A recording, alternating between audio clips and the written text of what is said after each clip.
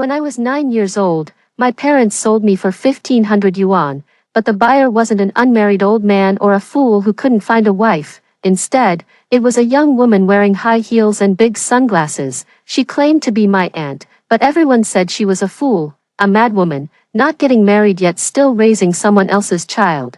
But I knew that auntie was never really raising her niece, she was raising herself. My mother finally got pregnant with another child again. My grandmother spent a fortune hiring a fortune teller to divine the future and consulting a barefoot doctor for a B ultrasound, repeatedly assured it was a baby boy, but in the 5th month, the fetal heartbeat stopped, and a fully formed male fetus was miscarried. My grandmother was so furious her gums bled, and she slaughtered a chicken that very night to consult the fortune teller at the east end of the village. Why can't the James family produce a son? The shaman accepted the chicken and declared with certainty, "It's your cheap who brought death upon your brother." Yes, in this superstitious and backward little village, every girl's name carries the hope that the mother will bear a son, but I am called cheap, because I am the sinner of my family. It's said that after I was born, my mother never got pregnant again. My grandma was so anxious about it that her gums bled, and she dragged me to the police station, making a scene to change my name to cheap. Only by giving her a lowly name can we suppress the fate of this debt collector. Grandma proudly spread my name all over the village. In our small village, many names contains the meanings of giving birth to a son were quite common, but ever since I changed my name to Cheap, their names suddenly seemed much cuter. The village was also full of those annoying little boys, cheap ass, from then on. The kids' favorite pastime was gathering around me and shouting, cheap ass, then watch me flustered and shedding tears, or angrily picking up a stone to hit someone. My parents thought the nickname was too insulting. If I were a cheap ass, wouldn't that make them old donkeys? But just then, Grandma went to visit the village shaman and came back to stop them. Cheap has taken the fertility luck of the James family. Only by cursing him daily can the timid baby boys dare to enter your wife's womb. Yes, my parents' obsession with having a son was terrifyingly strong. They were willing to try folk remedies, pray to deities, and even endure the disgust of bathing in a boy's urine, not to mention practices like aborting female fetuses or piercing the heads of firstborn girls.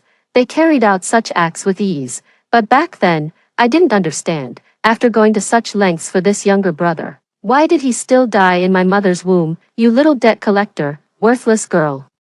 Back when our family followed Buddhism and had kind hearts, we didn't drown you in the cesspool, but you brought bad luck and killed your brother. The James family line ends because of you. I'll beat you to death today. Mom, Dad, and Grandma all firmly believed in the fortune teller's words. The death of this hard-won younger brother was entirely blamed on me, who was not even 9 years old yet. Don't blame our family either. It's your fault for being a debt collector. For bringing bad luck to people. Just say he fell in while playing. She's just a girl. No one will care. Grandma and Dad were about to stuff me into the water vat, while Mom stood by, clasping her hands together and praying to the Bodhisattva in the main hall. May the Bodhisattva protect us. It was already winter then, and the water was freezing cold. I, already emaciated from malnutrition, nearly passed out, just as I had exhausted even the strength to struggle. The gate of our courtyard was suddenly kicked open. The village party secretary's furious shout rang out, "You heartless family, this is murder, this is murder." There was a woman's scream, "Hurry, and pull the child out. Staying in this cold weather too long will leave them disabled." People scrambled to drag me out. In my dazed state, I saw a young woman with long black hair, dressed beautifully like a model from a calendar. She grabbed my hand and said, "It's okay now, it's okay now." My biological maternal grandmother died early, and my grandfather later remarried. My mother hated this stepmother, which led to her relationship with her maternal family reaching rock bottom. The woman who came to save me was the daughter of that stepmother. She said, "I'm your aunt." Auntie brought the village party secretary and several strong young men to the house. She said that Mom, Dad, and Grandma were committing child abuse, that it was murder. If we reported it to the police and took it to the provincial authorities, my dad would end up behind bars. At that time, our village was trying its best to win an excellence award, and the village party secretary had been working hard to secure some preferential policies for the village. "Uncle Bob, I heard you're trying to get a primary school built in the village. If this child killing incident gets out, your village will be in trouble."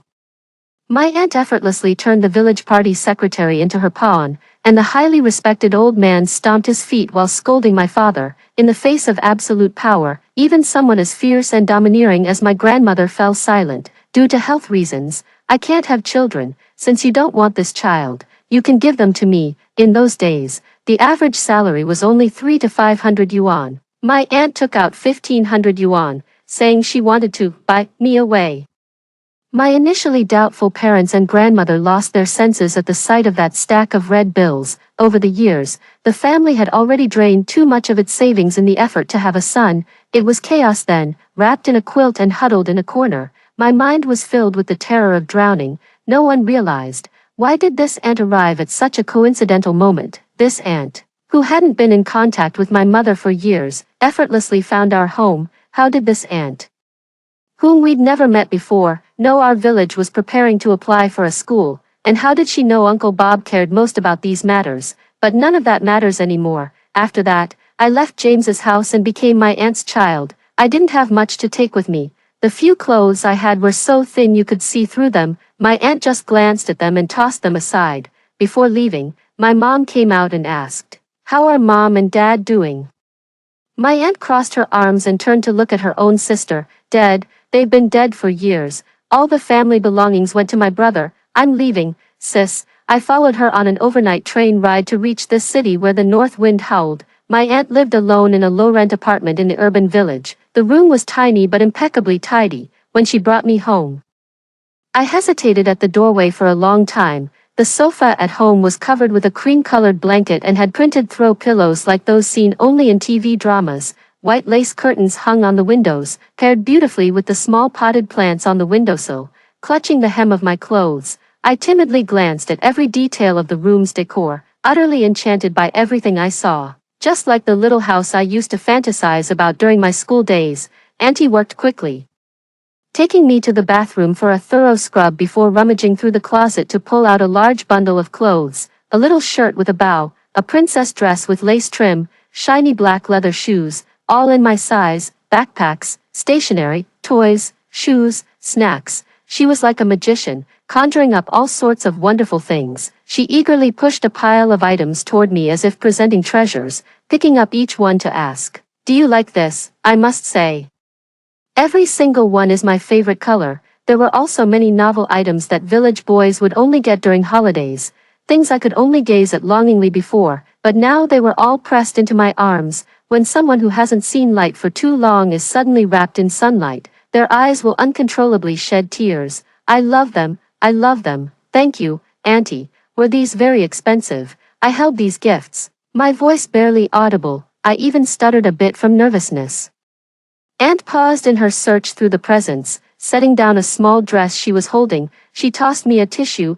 "Why are you crying? Your good days are just beginning." Seeing me sobbing uncontrollably on the verge of passing out, my aunt helplessly pulled out a pack of candies from the pile of gifts, tore it open, and stuffed one into my mouth. "Cry, cry all you want today, but after this, you can't shed any more tears. From now on, with me, you won't have to suffer anymore."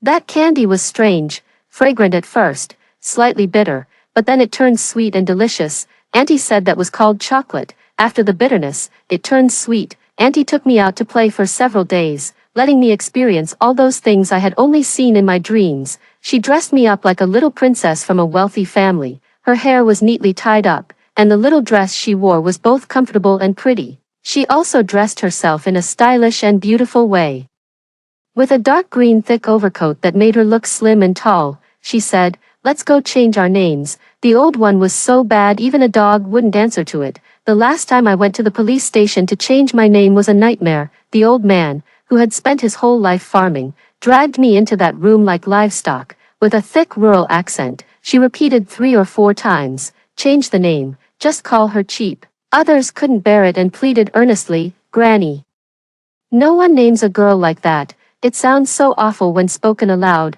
My grandma rolled her eyes dramatically, then plopped down on the ground, slapping her thighs and wailing, "This girl is a debt collector. Our family was kind enough not to abandon her, and now she's come to claim our descendants' debts." She kept shouting superstitious nonsense, throwing a tantrum and rolling around. The staff had no choice but to help her up. Their gazes toward me filled with both pity and curiosity. I was not even 5 years old at the time, yet those stares still gave me nightmares for nights on end. Stepping into the familiar scene once more, I felt as if all the blood in my body had frozen, but my aunt squeezed my hand and led me inside. This child's original name was no good, we're changing it now, to, my aunt glanced at me, sighed softly at my increasingly pale face. Her name is Sophia. I suddenly widened my eyes and looked up sharply at my aunt. Ever since I was called cheap, I developed an obsession with names. When the policy came down from above, I was fortunate enough to attend elementary school, but the village school didn't teach many characters. I sifted through the few characters I knew. I like Sophia, Sophia. I secretly called myself by that name, and I even whispered to my classmates, call me Sophia from now on. But later, when word got back home, I got a good beating. Calling you by that lowly name was for our family's good. You wretched thing. What fancy name did you expect? I buried the name Sophia deep in my heart, like New Year's candy hidden away, but Auntie dug it out and pressed it onto my head. Now this is a proper name for a girl. That other one, truly heartless. Wouldn't the neighbors have cursed her parents with their spit? That family has no conscience. They've long lost all sense of shame. Auntie chatted and laughed with the person who changed names for a while, then patted my head. At that time, I was blinded by the joy of having a new name. Looking back later, how did Auntie know the name in my dreams was Sophia? Not only that, she also knew I liked cream yellow, I liked mung bean cakes soaked in water, I preferred crispier shredded potatoes, and I enjoyed milk-flavored hard candies. Even though I had never mentioned it, I was like an open book test for my aunt, completely transparent to her. How did she know? Where did she come from? Who exactly was she? Isn't this Jenny? And who's this child? On the way home, my aunt bought me a candied hawthorn stick with yam beans. It tasted wonderfully sweet. The area where my aunt lived was full of cheap, self-built rental houses, and all the neighbors nearby knew each other well. A vegetable-buying auntie carrying a basket greeted my aunt, who was eating a candied hawthorn stick with red berries. It took her a while to chew before she could reply. This is my daughter. Auntie froze, pointing at my aunt, then at me. You're barely in your 20s, how could you have such a big girl? My aunt was only about 24 or 25. Having a 9-year-old daughter like me was indeed absurd. Though I was young, I'd often overhear the village elders gossiping when they gathered together. Which wife was unfaithful? Which daughter went to the cornfields with a man at 15 or 16? Which man spent the night at some widow's house in another village? I didn't understand it back then.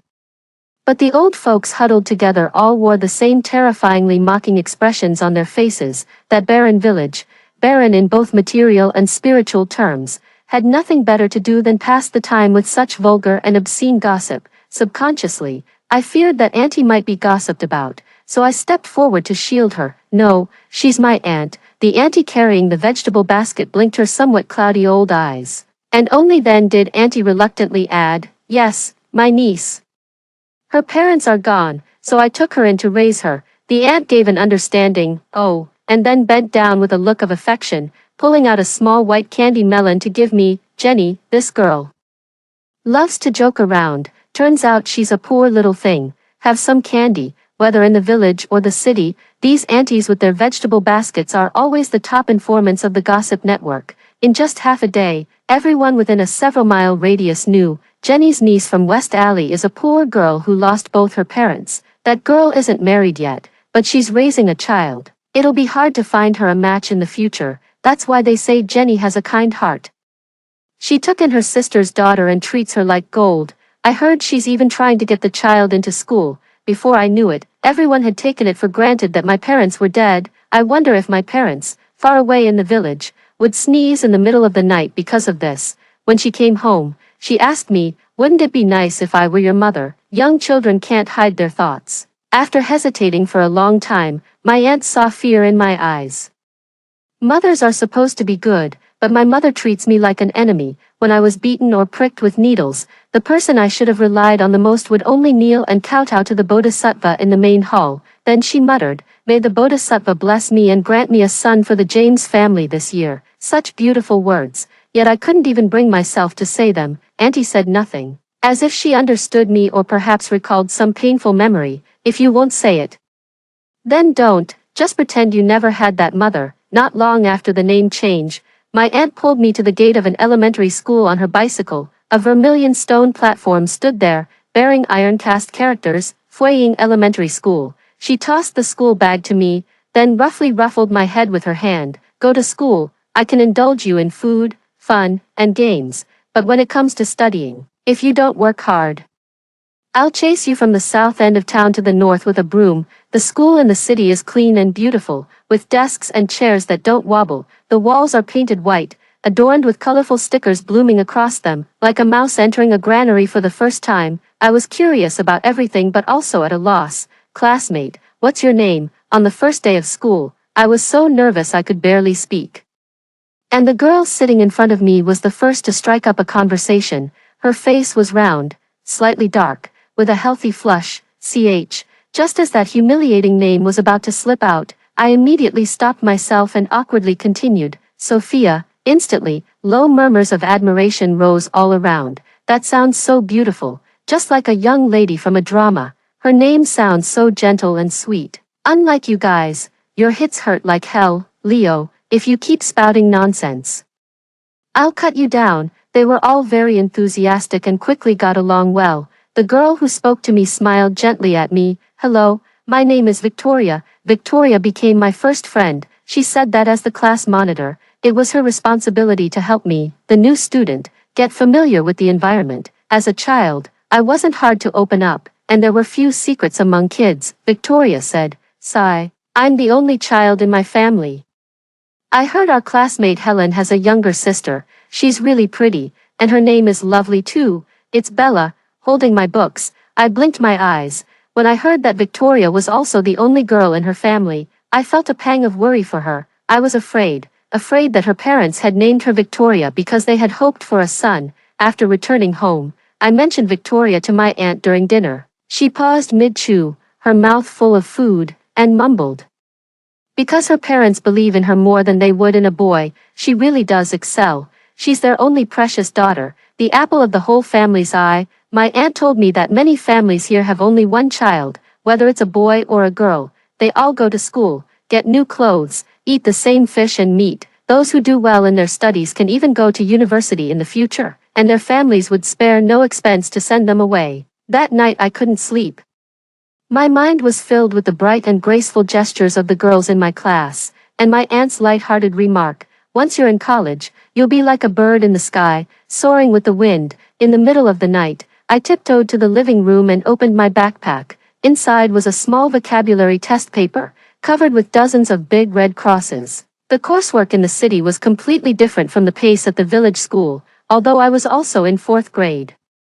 I could barely recognize and read new characters, yet, Victoria and the others could write beautifully formed square characters and recite those obscure ancient poems from memory. Sophia, the living room light turned on. I saw my aunt standing behind me in her pajamas, her drowsy eyes fixed on my test paper. Ah, I screamed. Good heavens, even a dog dragged in from downstairs could write better than this. My aunt was also screaming. My aunt seemed to realize something. After that night, I started eating 1 egg and drinking a glass of milk every day, and having fish at least twice a week. After dinner, my aunt would grab me and make me sit at the table. Quick, I'll tutor you. In truth, my aunt had only made it to the first year of middle school before being forced to drop out and sent away to work. Sometimes we would stare at a math problem or an obscure character in silence for a long time. Fortunately, I was gradually catching up with the class. And people like Victoria were doing their best to help me, the new student, under my aunt's relentless protein-rich diet. My body, like a parched weed finally getting water, visibly perked up. My hair was no longer dry, my arms gained some flesh, and I grew significantly taller. Once a body that would pant heavily after just a few steps, now could help Auntie carry an oil can and run 2 blocks. Every winter and summer vacation, I would go to the big mall to find Auntie. Auntie sold goods in the mall, where the newly built wholesale market was bustling with people. The women were all neatly dressed, standing in the mall and shouting their sales pitches. While Auntie worked under someone else's employ, she had been to more open cities, seen more of the world, spoke fluently, and had a loud voice. Standing at the stall, she would shout, "Come in and take a look, come in and see." This alone could overpower the servers from the other shops. The boss lady also had a stern face but a kind heart. she handed me a handful of chocolates. "Sophia, deliver the goods for me, and I'll give you a handful of chocolate beans for each day you work." My aunt, sweeping the floor, rolled her eyes and complained, "How much does it cost to hire a helper these days? How dare you make our Sophia work for free, you two money grubbers." "Eyeing my wallet, aren't you?" The shop owner spat out a melon seed shell, her voice loud enough to pierce the roof beams. But the next day, the shop owner offered me 50 cents a day plus a handful of candy, with the promise of sharing hot pot together in the evening. At that time, I was hiding in a pile of clothes in the warehouse, thinking that the aunties and grannies here were all hardworking, capable, and kind-hearted people, true angels who held up the sky, until one afternoon, when the boss's wife stormed downstairs with her sister-in-law, shouting at the top of her lungs, "You gutter rat, how dare you steal my designs?" With that, the two groups started brawling. My aunt and I both came from the south, with petite figures, yet we somehow managed to fight and curse our way through the crowd with unmatched ferocity. Standing outside, unable to intervene, I was so anxious I kept pacing in circles, even when the male security guards from the mall arrived. They didn't dare get anywhere near those women locked in fierce battle. For the meager wages they earned, it wasn't worth risking their lives. That day after work, my aunt was tidying up her messy hair while laughing. "If you're out here to get things done, you've got to be bold. Don't let people bully you. Don't let them think you're an easy target." At that moment, I thought of my grandma and mom back home. When I was little, I was afraid of them. Afraid of their brooms, afraid of their scolding. But after what happened today, I realized, they were nothing compared to this. At night, I no longer dream of the nightmares from before I was 9, when my grandma and mom would chase and beat me. Instead, I dream of accompanying my aunt, being fearless in the wholesale market, kicking and punching, and then being rewarded with a big box of chocolates by the shop owner. Back then, there was compulsory education, but the miscellaneous fees were still quite high. Especially when I was in middle school, with more textbooks, the costs also increased, but my aunt never let me ask for it. Whenever school fees were due, she'd inquire about the amount from others and then place the money by my bedside. Plus, I spent every holiday helping the shop owner, and over time, our lives unexpectedly became quite comfortable. Victoria, who attended middle school with me, always said with admiration, "Your aunt is amazing." My mom says women who sell goods in markets are all incredibly capable, hardworking and fearless. As I calculated the equations in my notebook, I nibbled on the chicken leg bread in my hand and, seeing the expectant look in Victoria's eyes, handed her the spicy chips from my bag. My aunt is really impressive. These past couple of days, while I was doing homework at home, she was reading books right beside me. After saying that, I lowered my voice mysteriously. "The shopkeeper told me my aunt is planning to take the self-study exam, but I have no idea what that is. It just sounds impressive." My aunt was never one to confine herself to a single platform. During those years, the economy was booming, and the wholesale market business was thriving. The boss's wife quickly took over several new stalls. My aunt became the woman in charge of one of the stalls, and sometimes people would even call her Boss Jenny. My aunt's name is Jenny, though she later told me it was a name she had changed to, originally, just like my mom, whose name was Hope Sun. She was called Cheap Girl. During the winter break of my 3rd year in junior high, I went to work with my aunt. Whenever I had free time, I would hide in the familiar storeroom and review my textbooks. I was quite good at arithmetic, so my aunt handed the bookkeeping tasks to me. When the boss's wife found out, she tossed a stack of account books my way. "Good girl. Help your sister check if there are any mistakes in the calculations. I'll treat you to spicy hot pot tonight." Life was going along quite comfortably until one day, when I was returning after helping my aunt deliver goods, I overheard my aunt's name as I passed by the stall where the boss's wife and my aunt had gotten into a fight. "Jenny, that Mary really trusts her, letting her take care of such a big stall. I heard this Jenny came here to work 6 or 7 years ago, never married. No partner, but she's raising a girl. They said it was her niece, didn't they? After her parents died, she took her in." Oh please, who believes that? Since when does someone care for a niece with such devotion? I heard she used to work down south, probably had a secret child and was too ashamed to admit it, so she was fooling around with men at 15 or 16. TSK, how disgraceful. No wonder she doesn't get married. Probably too wild for any man to want her. Since coming to my aunt's side, Every person I've met has been so kind and lovable that I almost forgot. Some people's wicked hearts are like rats in the sewers, impossible to eradicate completely. Despite the richness of life here, despite their seemingly abundant lives, vulgar gossip remains their greatest pleasure. You're talking nonsense. The group of women chatting idly turned to look, their faces briefly flickering with guilt. But when they saw I was the only one there, they became arrogant again. Isn't this the daughter of that old hag Jenny? Kids should stay out of adult conversations. Ouch. Let go of me. My aunt raised me well. I ate plenty and slept soundly. At 14, I was already 1.73 meters tall, used to hauling goods year-round, with strength to spare. The woman had thought I was a silent type, still spouting unpleasant remarks, until I suddenly stepped forward and grabbed her big curly hair, pulling, scratching, biting, headbutting, kicking. The chaos quickly drew my aunt downstairs. The elderly woman selling sticky corn nearby whispered, explaining the reason for the fight. My aunt rolled up her sleeves and charged right in. Damn it, you bunch of tiger women, if you dare move again, I'll tear you apart. My aunt treated me to spicy hot pot. One of us had bloody scratches on her face, the other had a slap mark on her mouth. Not bad, Sophia, you've graduated. Now I won't have to worry about you getting bullied anymore.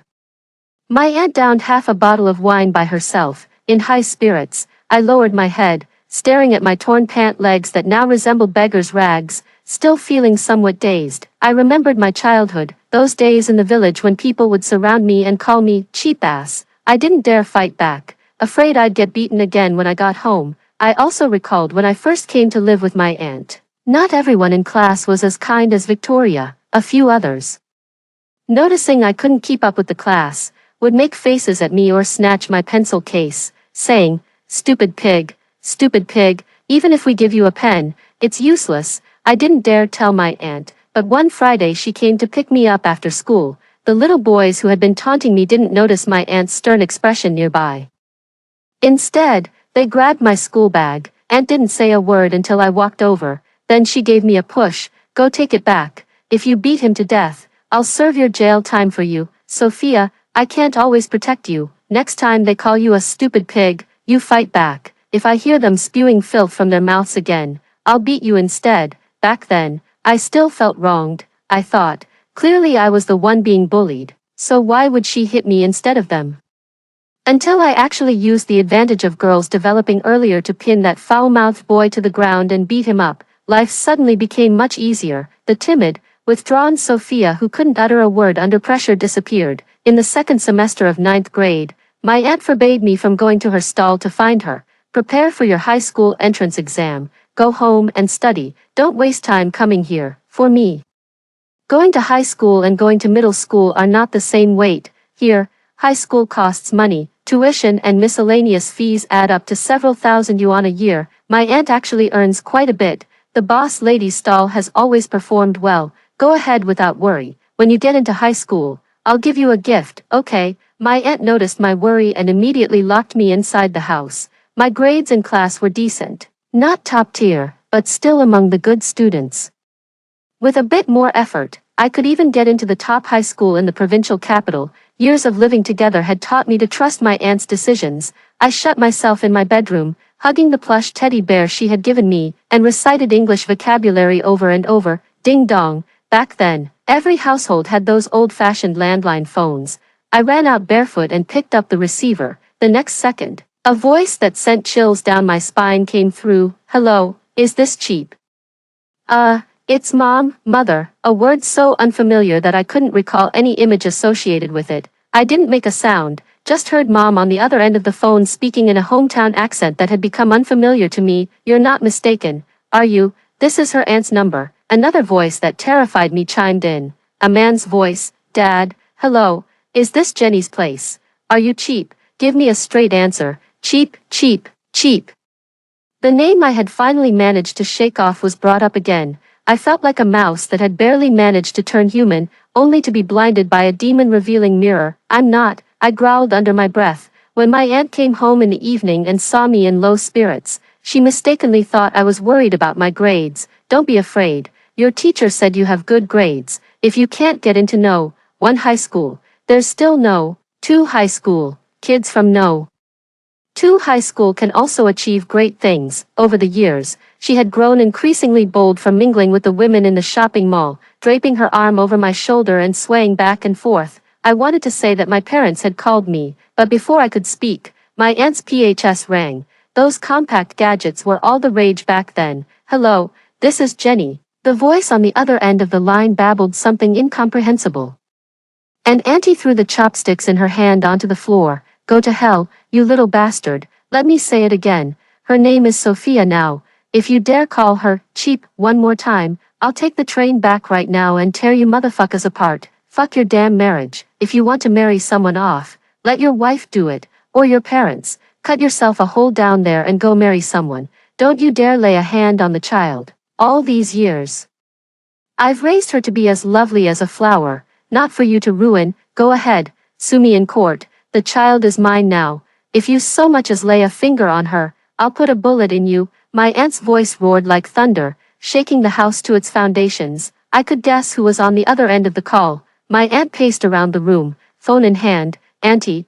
I picked up the chopsticks from the floor, walked over to her, and reached out to ask for the phone. "Kid, don't get in the way."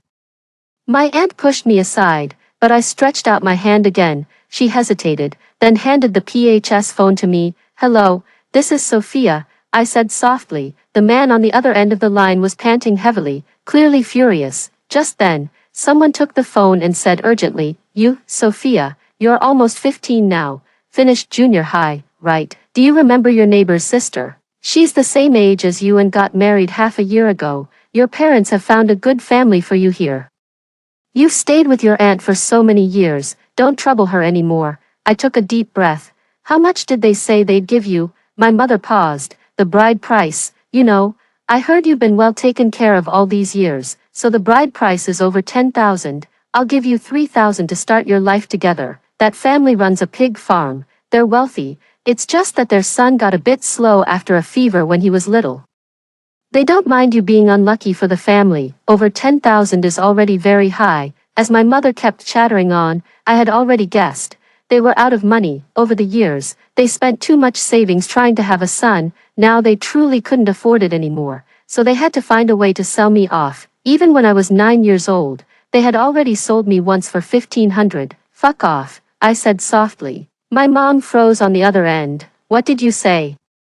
"Get the hell out of here." I suddenly raised my voice. "Didn't you hear me? My parents are dead." "I don't have parents. Their hearts and livers were eaten by dogs. They're completely gone. Don't call again, or I'll curse you every single time, you sons of bitches." The call ended. My aunt stared at me, her face shocked, unable to snap out of it for a long time. "Sophia, mind your manners, be civilized." She raised a thumb. For some reason, my mood suddenly lifted a great deal. All these years I've never mentioned it, but my parents and my obscure childhood were shadows I couldn't escape. Now, however, I feel incredibly light, as if the moon is bright and the breeze is clear. My parents are really dead. They didn't have the courage to take a bus all the way north to find me. They only dared to call, but every time they did, they either got scolded by me or were surrounded and berated by the women at my aunt's stall. Each of those women was battle-hardened. Any one of them could make a grown man cry like a delicate flower. From that day onward, freed from the weight of a boulder pressing down on me, it felt as though my luck had turned. The high school entrance exam passed smoothly, and just as everyone had expected, I barely made the cutoff to get into the top high school. My aunt booked 2 or 3 tables at a restaurant and invited all the friendly neighbors nearby, as well as the aunties and shop owners from the market stalls where she worked, throwing a banquet for Sophia just for the high school entrance exam. If it were the college entrance exam, you'd probably be blaring it through loudspeakers all over town. Someone joked at the dinner table, and my aunt seemed even happier than I was, raising a glass of wine and downing it in one gulp. "If my Sophia gets into a good school, I'll put up a sign at the mall entrance, after drinking."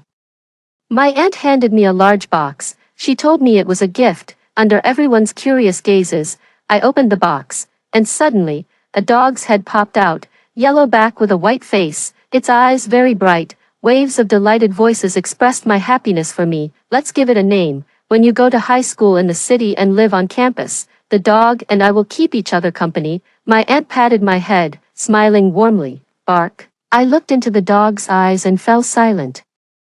As some bittersweet memories from the past broke through the walls of my heart, when I was 5, I also had a little dog, a yellow-backed, white-faced mutt. It was one of the puppies from the neighbor's big dog, Sister Chio. Seeing how much I liked it, gave me one. I named it Ted. Ted was adorable, well-behaved, didn't eat much, and rarely barked, until one night, my dad got drunk, hit my mom, and then turned on me. Ted couldn't stand it and rushed over to protect me.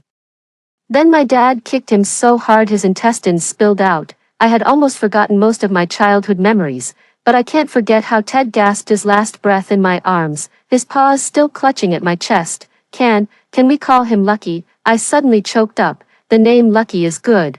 It means good fortune, just like me when my aunt took me away. Auntie drank too much today. Her eyes were slightly red as she murmured softly, "Isn't this Ted?" I searched for so long before finding one that looked so similar. I looked up at Auntie, but she didn't notice my gaze. Only Lucky was still nudging my palm with its little nose. But, did Auntie say Ted? Why would Auntie know about Ted? Many questions that had puzzled me since childhood suddenly flooded my mind, but my aunt had gone to drink with the shop owner, leaving no one to answer my doubts. I moved into the high school dormitory. While my aunt's business kept thriving, my food, clothing, and daily expenses were all top-notch. High school life was more intense than ever before. When my aunt came to see me off, she kept repeating, "Study hard, I'm still waiting to see your billboard at the mall." I worked hard at school, while my aunt continued her struggle at the mall, and Lucky stayed home eating, drinking, playing, and sleeping. Half a year later when I returned home, Lucky had turned into a chubby little tank, and my aunt had saved enough money to buy a house. We moved out of the urban village. Business has been good these past 2 years. Let's save a bit more and buy another place. This one will be in your name. At the housewarming party, my aunt patted my head and rubbed Lucky's belly, laughing more excitedly than anyone else. She's over 30 now and still unmarried. The matchmakers in the neighborhood have worn out their lips trying to persuade her, but she remains unmoved. Men are unreliable. Money is better, my aunt would say, turning down every suitor. Yet she raised me to be as lovely as a flower. Even if my features aren't striking, my demeanor still stands out among my peers. After starting high school, some boys in my class pursued me, giving me love letters and snacks. Lots of them, including one boy from a well-off family who brought me a box of candies. These are imported liquor-filled chocolates. Would you like to try them and see if you like them? I narrowed my eyes, smiled, and said, "These are from the department store. My aunt has bought me plenty." Exactly the same. During the holiday when I went back home, I also mentioned the suitors in my class. My aunt, like the class gossip-loving study committee member, craned her neck, eager for me to share more. "What do you think of them?" my aunt asked me. "Not much. One who used to pursue me gave up and got together with Yulan from the next class." They held hands the next day and were touching faces by the third day. "It's disgusting just hearing about it." I was utterly repulsed. My aunt nodded approvingly and said, "There are plenty of good men out there. Even if there aren't, we're still good women ourselves. No need to worry about finding a man." She remains as sharp-tongued and straightforward as ever. I smoothly graduated from high school, took the college entrance exam as planned, and throughout these years, my aunt never hesitated to cover my textbook expenses, nutrition costs, and the hefty fees for tutoring. There was no way I could repay her with mediocre results. So, on the day the scores were released, a sign was indeed erected at the entrance of the wholesale market, reading, "Congratulations to young Sophia for achieving 603 points in the college entrance exam. To celebrate, all guests who come to the second entrance on the third floor's west turn will receive a discount." Just as the guests said at the time, my aunt really threw a grand banquet, making sure everyone knew about it. She was happy, while I nearly fainted from social anxiety at the restaurant. In the days that followed, she accompanied me in selecting schools, filling out applications, and took me on trips to have fun, until one afternoon, when my aunt received another phone call. "What, Sophia, your mother has passed away." At that moment, we were in a hotel with a sea view, drinking together. Upon hearing the news, my aunt instantly sobered up. "The child has nothing to do with them anymore. If Sophia wants to visit in the future, we'll see, but if it's too far, we won't bother." My mom and dad worked hard for so many years to have a child, but back then, my mom was already an older mother. The son they had always dreamed of came at the cost of her life. As for my dad, after a lifetime of toil, He finally had a son in middle age, but his wife passed away from illness. His daughter was adopted out, the family was left in poverty. And his son was crying for care. My aunt asked me, "Does it hurt?" I curled up in bed, my mind a jumbled mess. Whether it was hatred or love, everything seemed to blur upon hearing the news of my mother's death. My aunt sighed and, unseen by me, shed tears. "It's all in the past now. Their daughter is cheap, and you are Sophia, of course." Later, when my dad found out I had graduated from college and landed a good job, he sued me while holding my precious younger brother. Unfortunately, they had gone through the legal adoption procedures back then, so I no longer had any obligation to support them, but that's a story for another time. After my aunt had her fill of fun with me, she packed me off to college, and she returned to her own arena, continuing to reign as the queen of the wholesale market. With her business flourishing day by day, she seemed exceptionally sharp about spotting trends. When e-commerce began to rise, she immediately switched careers, riding the wave of opportunity. She even pulled me in as an investor, making me the sole workhorse in her small company. Yet later, no one dared to underestimate her investment instincts. Every opportunity she set her eyes on seemed like a golden chance not to be missed. The only regret was that she suddenly fell ill at the age of 60.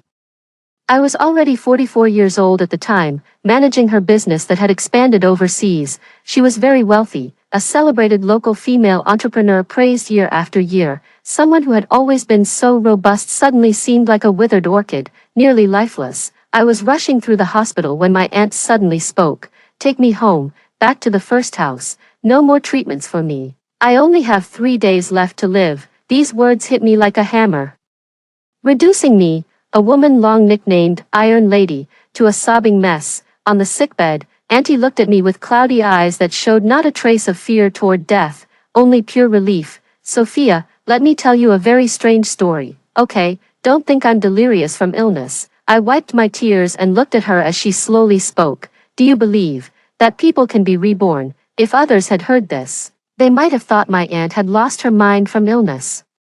But I simply gazed at her quietly and said, "I believe." Auntie didn't say anything more. She locked eyes with me, and in that moment, a gaze tempered by a century's worth of trials scrutinized me completely. "When did you find out?" Auntie asked me. "A very, very long time ago. From the moment she knew the name in my dream was Sophia, from the moment she knew every single one of my preferences, from the moment she knew my little dog was called Ted. No one could possibly know me this well. Unless she was me." Auntie grabbed my hand. She hadn't cried in a long time, but now tears streamed down her face like rain. "Live well, live beautifully, and be kind to the children, otherwise, I won't rest in peace." I took my aunt back to the first house I ever bought, which had never been demolished. Everything remained exactly as it was. She passed away, and many relatives and friends came to her funeral. It even made the newspapers. I inherited her estate and, following her wishes, funded many girls trapped in that fenced-off land, because both of us hoped there would be one less cheap in this world. Just occasionally when I'm exhausted, I go alone to the cemetery. I sit before the tombstone, pouring out the cheap liquor she loved most, just as we did in the years we spent together, and softly say, "Thank you, you saved me, and you saved yourself. In the future, we can save many more." Extra story. I died at the age of 60, killed by my son's anger. My name is Cheap.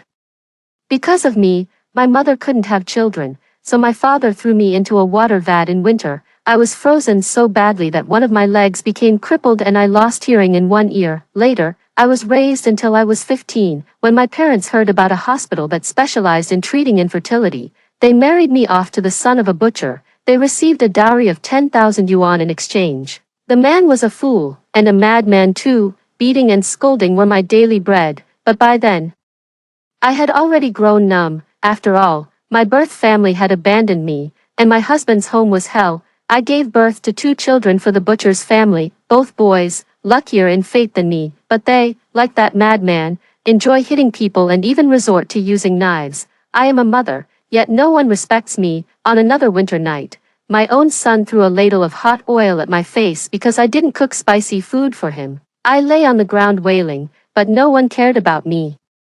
Seeing me on the verge of death, they threw me outside, claiming I died in a cooking accident. Just an old woman, no one will bother with her, and so I died. my entire life passing in a daze.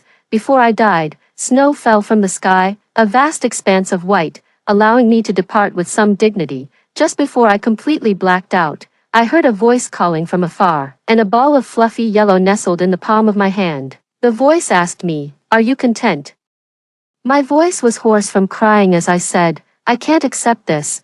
Then the voice told me, "I'll let you live again, but you'll still die at the age of 60 years and 5 days, yet, you must live a different life." When I opened my eyes again, I found myself decades in the past. I had become a woman named Cheap Girl, 16 years old, working in a factory in the south alongside the adults from my village. I worked diligently and soon saved up a sum of money. Cutting off all contact with my family, joke, cheap girl, with a name like that, how different could her life be from my own cheap existence? Leaving that kind of home earlier was for the best. I followed 2 people I knew from the factory and learned about a new business opportunity, traveling with them to a distant and unfamiliar northern land. I settled down there, becoming a stall vendor in the wholesale market, met a mentor, and everything started looking up.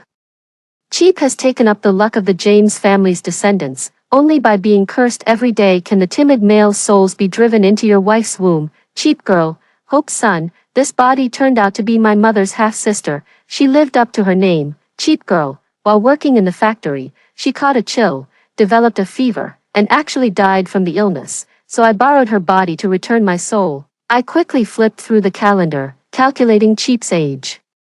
The events of that year remained etched in my mind. "I'm sorry, I need to take some time off to go back to my hometown." I called my boss late at night to ask for leave. I took a bus back to the terrifying hometown of my memories, even spending money to hire a few men to go with me to rescue the child. The moment I rushed into the yard, I was being forced into a water vat. Blood rushed to my head in an instant, and I charged forward like a madman, pushing the 2 assailants away with all my strength. 9-year-old Cheap was very thin and small. Just as I remembered, I held her in my arms, unable to stop the tears from falling. I said, "It's okay now, it's okay now." For 1500, I severed the ties of kinship for both lifetimes of myself. It seems my life isn't just about the novelty of rebirth.